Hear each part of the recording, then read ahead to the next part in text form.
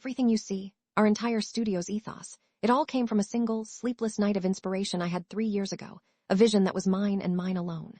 The glare of the keynote spotlight hit Zane's face, making his teeth look impossibly white against the cavernous darkness of the Innovate Now conference hall. The audience of 500 tech leaders and designers applauded politely. I stood in the wings, watching him on the monitor, my heart rate perfectly steady. Remember that night, I thought. We met in a brutalist university library, 2 design students fueled by vending machine coffee and a shared ambition that felt bigger than the city. He was the voice. I was the engine.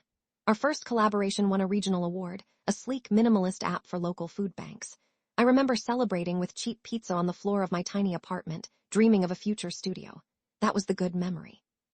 First red flag came a month later, when he accepted the award and in his speech referred to my 80 hours of coding and design as invaluable support. I told myself he was just nervous. I told myself it didn't matter what people thought, as long as the work was good. Our business, Studio Umbra, was born from that lie. The first 2 years were a blur of success. We landed the Viridian Dynamics account, a complete digital rebranding worth 6 figures. He designed the user interface for the Nomatica hotel chain's booking system.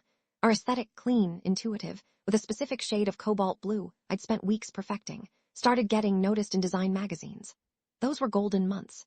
Zane was the frontman, charming clients in sun-drenched Los Angeles boardrooms while I managed the projects and the small team of freelancers from our minimalist co-working space in Portland.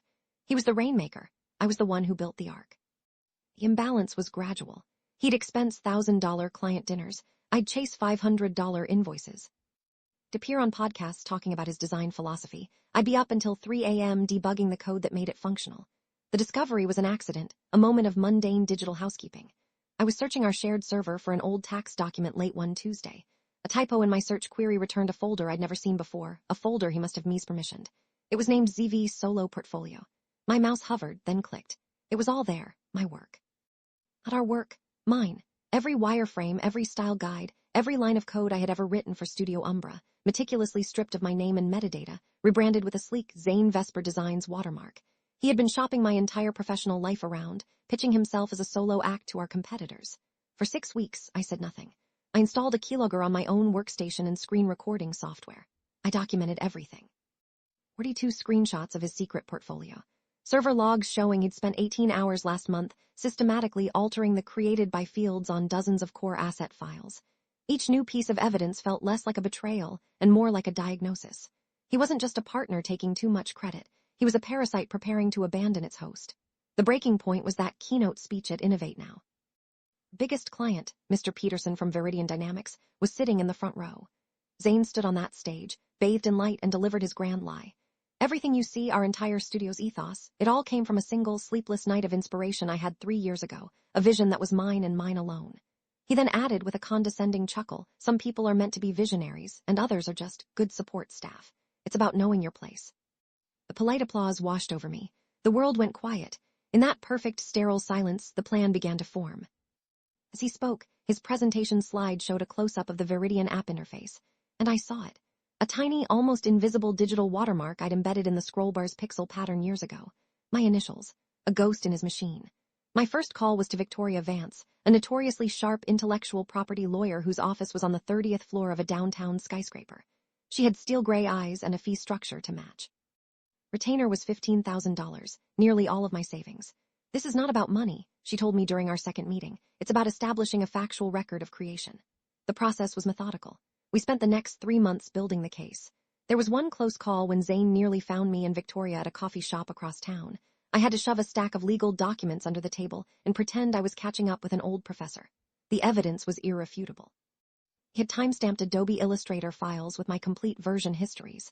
We had server logs proving I was the sole creator of 92% of our billable assets. We had sworn affidavits from 2 former interns. We had emails from Zane, dated from our first year, praising my singular design signature. As an ironic flourish, we found our old university professor, Dr. Wallace, who had a copy of his graded feedback from our first project, specifically citing my unique creative authorship. He was happy to provide a statement.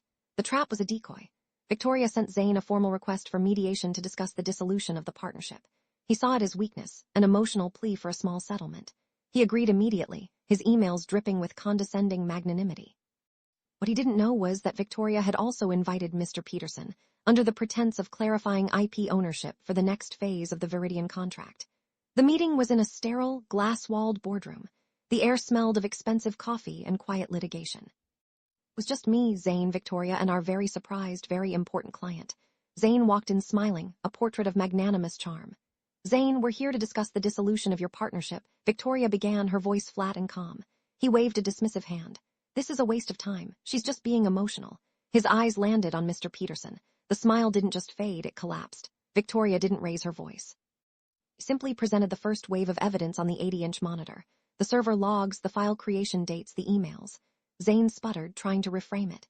She was my collaborator, of course, but the vision, the spark, was always mine. Then Victoria moved to the final slide. It was a screenshot of the Viridian app interface. Mr. Peterson, she said, could you look at the right-hand scroll bar? Now, let me zoom in 800%. My initials, SR, materialized from the pixels, crisp and undeniable. Victoria clicked again, showing the same watermark hidden in the Nomatica branding, the Studio Umbra logo, and 12 other cornerstone designs. Zane was silent. The color drained from his face. He looked from the screen to Peterson's stony expression and finally to me. His voice was a whisper. You can't do this. We built this together. No, I said, I built it. You just put your name on the door. Fallout was swift and silent. Peterson terminated his $95,000 annual contract before we even left the building, offering me a personal retainer on the spot. Victoria filed a fraud claim and an injunction preventing Zane from using any of my work. The financial judgment was for $128,000, my calculated share of the profits he'd hidden, and the value of the intellectual property. He lost the studio, the clients, and the carefully constructed reputation. 6 months later, a friend sent me a photo. It was Zane, wearing the bright blue t-shirt of an Apple Store employee, patiently explaining how to use AirDrop to a frustrated tourist. Visionary was now support staff. My new life is quieter. I work from a small, sunny apartment that overlooks a park. My client list is short, my hours are my own, and my bank account is healthy. There's a deep earned calm in my days now. I don't feel triumphant, just free. This morning I was sketching a new logo for a client, and Zane's words from that stage echoed in my memory, a vision that was mine and mine alone. And for the first time in years, it finally was.